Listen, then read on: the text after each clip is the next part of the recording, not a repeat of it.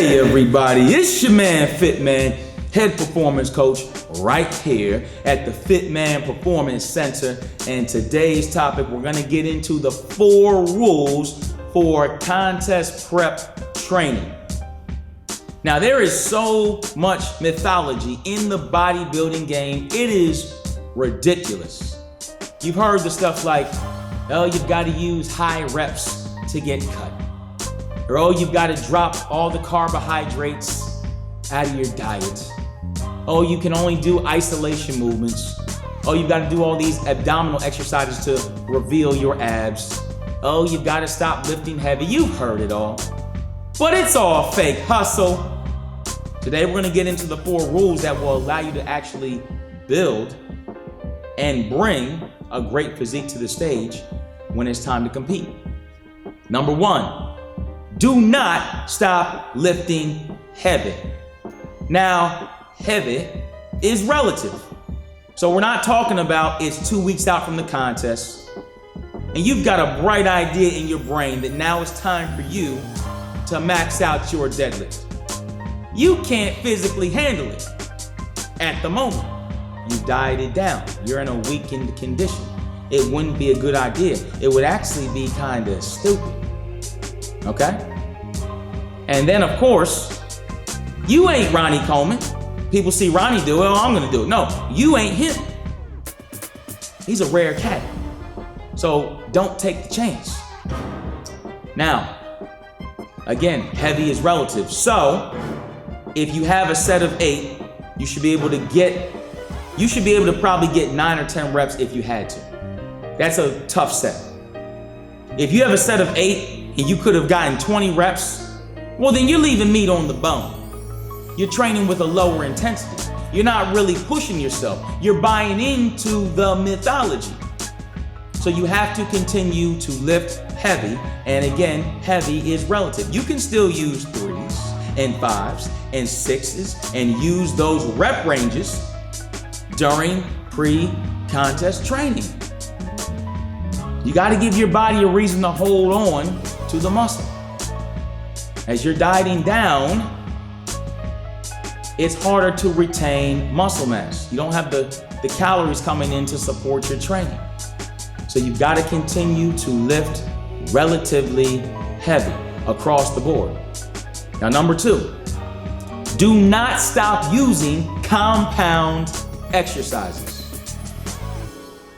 So a lot of cats built their bodies with squats and deadlifts and pull-ups and dips. And then when the pre-contest period starts, they get rid of all those moves and start doing only isolation movements. Now listen to me, isolation movements are a great part of training. I like isolation movements. They're a part of my training program here at the center. But they are used in conjunction with the big compound moves. Now let's say you've been training your quads and you built yourself a nice quad sweep, girl. I see you. And you've been using that barbell hack squat. What sense does it make then to sub out the barbell hack squat completely? The movement that got you that nice sweep, and we're gonna sub in leg extension. You're taking out a starting MVP level quarterback for a practice squad or a third stringer. It doesn't make any sense. You're not gonna put in more detail into your legs with leg extension. You're gonna put more detail into your legs with a better diet. That's how the game works. So we're not gonna get rid of our compound exercises and only use isolation moves. We're gonna use them together. But you're also gonna keep using the moves that got you there. If dips and chins helped you build a great upper body, then guess what? Keep doing your dips and chins throughout the pre-contest period. Doesn't make any sense to drop them like a bad habit or a crazy ex. What are you doing? Number 3, and this is the biggest sin that bodybuilders commit. Do not perform excessive cardio. Now you get all these bodybuilders who think that they're gonna live in the cardio section to get leaner. They wanna spend an hour, maybe 2 hours, maybe 3 hours, and maybe do that multiple times a day to achieve this level of leanness. Yet, what they fail to realize is that all of these sessions are also depleting your muscle mass. This is how you show up at a show and you are flat and you are stringy and you are unimpressive. It doesn't make any sense. Let me take you back to the pre-golden era of bodybuilding during Vince Gironda's time, the Iron Guru. If your training is on point and your diet's on point, then guess what? You're gonna get lean. I haven't seen guys, at least in the natural bodybuilding world, who look like Gironda on stage. Lean, full, muscular. He wasn't doing 2 to 3 hours of cardio every day. He wasn't walking into a gym looking like an extra from The Walking Dead. Beat must do cardio, must do cardio. Are you kidding me? That's not how the game works. Again, if you want more detail, if you want to be leaner, if you want to be more cut, then you've got to get your diet in order. You might think that you're only 12 weeks out, but you might be 24 weeks out. You might be 36 weeks out. You might be 52 weeks out from being 52 weeks out. You feel me? This is what it comes down to. You got to be real with yourself. Now, performing conditioning during pre-contest is not a bad thing. It does make the process of getting leaner easier. But let's do it for real. Sprinting, pushing the prowler, bodyweight exercises like burpees. That's the route that you need to take because you don't have to do conditioning for as long as you have to do cardio. There's nothing impressive about walking on a treadmill for 3 hours. It's a waste of time. Go run 3 or 4 300-meter sprints. You'll be done that in 20 minutes and you'll really be cooked. And your metabolic rate will be up for days. So we're gonna start to do conditioning. Now, if you want to do a lower intensity form of conditioning, go put on a 20-pound weighted vest and go for a nice 30 to 45-minute walk. I'm okay with that. But let's not waste any more time back in the cardio section for hours a day. Remember, the main goals during pre-contest are to retain the muscle mass that you've built and lose body fat. If you're back there doing cardio all the time and you've now prioritized cardio over the iron, then you're gonna show up with a body that you don't want.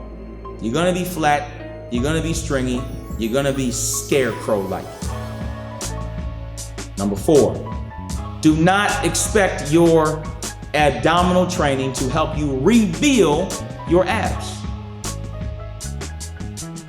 People are obsessed with training their abs. Well, if I just do more ab work, then I'll just have better abs. Really. I see smooth lifters and fat lifters at the gym when I used to go to the commercial gym who would do abs 4 to 5 days a week. They look in the mirror, they don't have any abs, they don't even have a flat stomach. You know what abs comes down to? Diet. If your diet's on point, then you're gonna have your abs be revealed. Now, I've trained young teenage boys who have abs. They've never done any ab exercises. Why do they have the abs? Their body fat is low, and it's also a result of genetics. Think about this. Peak Arnold Schwarzenegger, one of the greatest bodybuilders to ever live. 7-time Mr. Olympia, an inspiration for generations. At the peak of his powers, had a 4-pack. And this is a man who did abdominal training often. This is a man who was lean, ripped, and he had a 4-pack. So what do abs come down to? It's not just low body fat, it's also genetics. I've been as low as 4.5% body fat, and the best I could do was a 6-pack. I had a solid 6-pack. It looked good.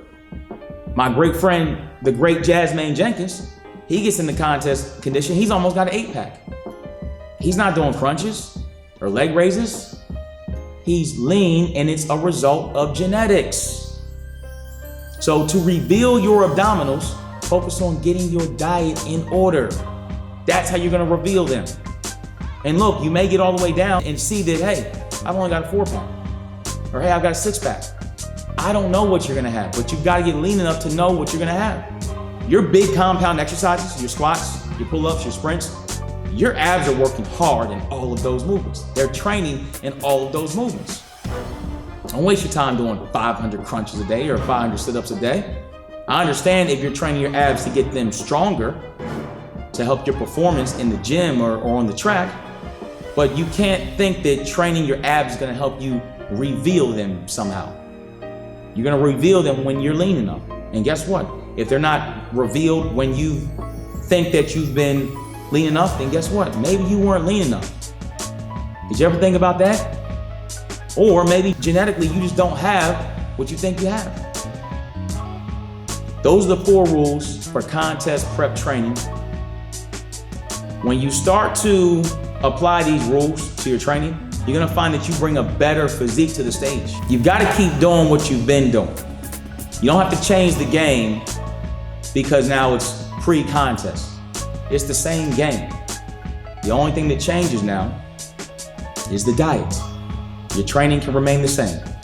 Keep lifting heavy, keep your compound exercises in your training program, perform real conditioning, and don't overemphasize training your abs. Thanks for checking out this video. My blog on this exact topic is right below. It's your man Fitman. Holla at a trainer when you see me at the center.